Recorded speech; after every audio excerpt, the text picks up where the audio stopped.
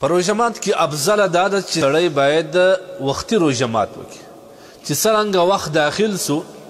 لمر ولوېدی ستا یقین سو باید سړی روژه مات کړي که اذان سوی وي او که نه سوی خامخا اذان ته کتل پکار نه دی بعض کسان په دې کې ډېر زیات ځنډ کوي چې ستوري وښکاره سي یا شپه ښه توره سي فضا توره سي نو بیا دوی روژه ماتي نه داسې نه دي پکار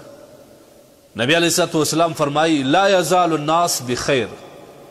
خلق به در هغه ساعته په خیر باندې وي چې دوی په روژه مات کې تلواره کوي ما عجل الفطره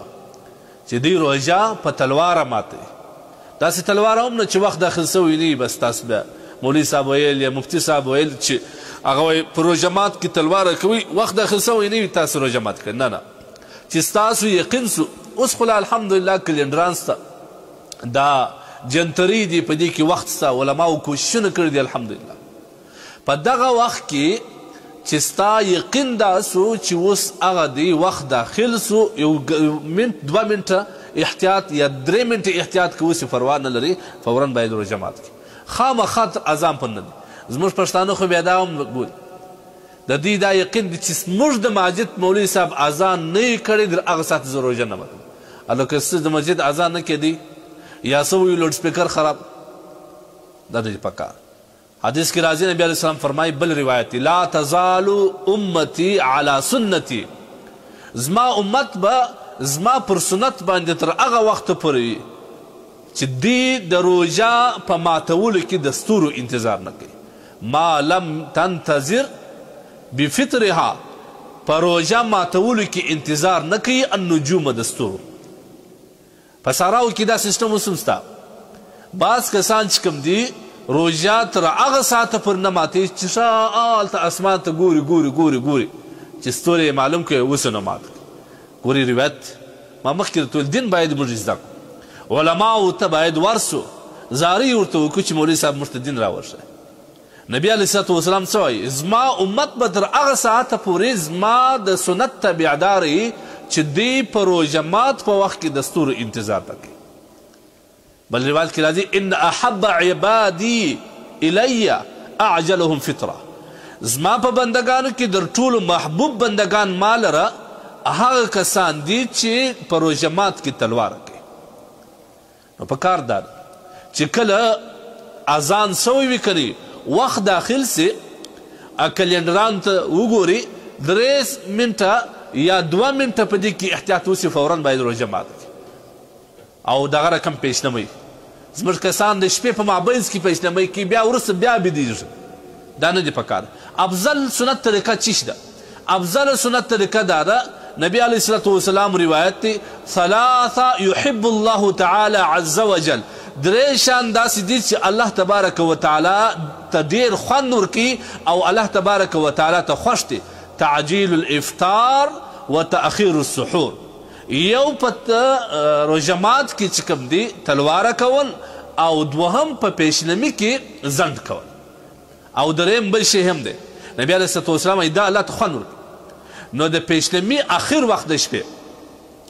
علامه شامی رحم الله د شپې شپږمه حصه سدس لیکلی او علما لیکي چې د صبح صادق څخه چې کم وخت سپېدې راخیږي د دې څخه دومره وخت در مخه باید پیشنمي وسي چې ته ښه خوراک په اطمینان وکړې او اوبه وڅښې او خپل ضرورت پوره کړې دونې هغه تقریبا دغه په اخر وخت کې پر 4 بجې باندې یا 4:30 بجې چې راکښیني چې دی پیشنمي سره ګرموي سرخان اواري سره خوري نو دلته وخت پوره کېږي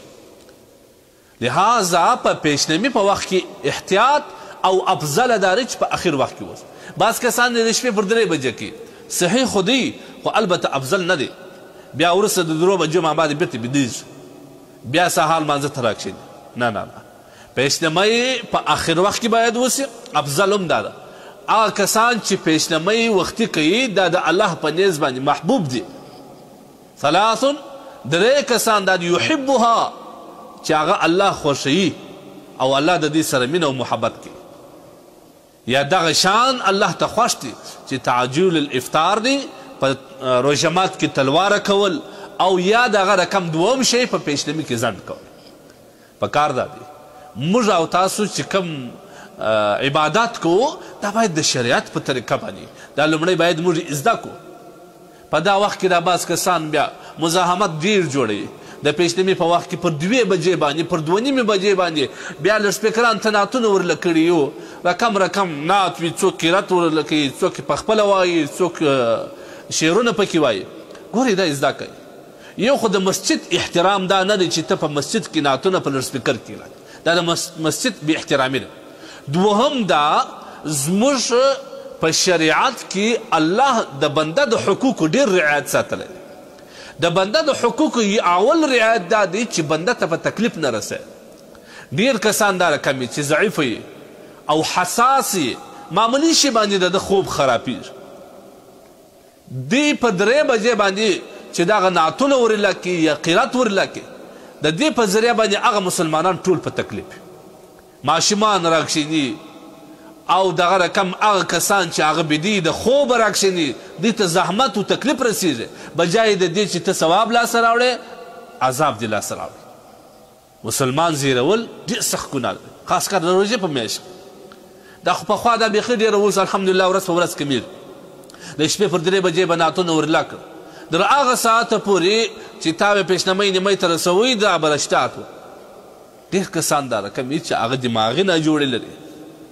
هغه داسې حساس مرضي لري چې په معمولي د شپې په اواز باندې دته خوف ورلېږي، ویره ورلېږي،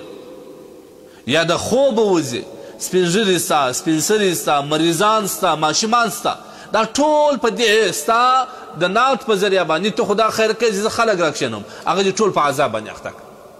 لهذا د حقوق العباد ډېر رعایت ساتل پکار دا قطعا نه دی پکار چې مسلمان ته تکلیف ورسېږي. دا شی دا سلسله ختم. پخوا وخت کې به سید دا سلسله به و یا به نعت و یا به په لسپیکرانو کې اعلانونه کېدل یا به ډول ته کېدی یا به دف ویل کېدی. دا دپاره د دې چې د خلکو سره عصري اسباب نه وه، ګړیانې نه وې، موبایلان نه وه، الارم نه و، نو دا خلک به په دې راکښېنول. اوس خو د هر انسان په جیب کې موبایل سته، هغه پر الارم درېږي، هغه ټول راکښېني پر دې په خپله باندې. تا ته هېڅ ضرورت نشته په دې باندې. لهذا مسلمان ته تکلیف رسول، زحمت ورکول دا په شریعت کې ناروا دی. نو لهذا پیشنمۍ په آخر وخت کې باید اوسي، روژه مات کې تلواره اوسي او په پیشنمۍ په وخت کې کوشش دا اوسي مسلمان په تکلیف رسي.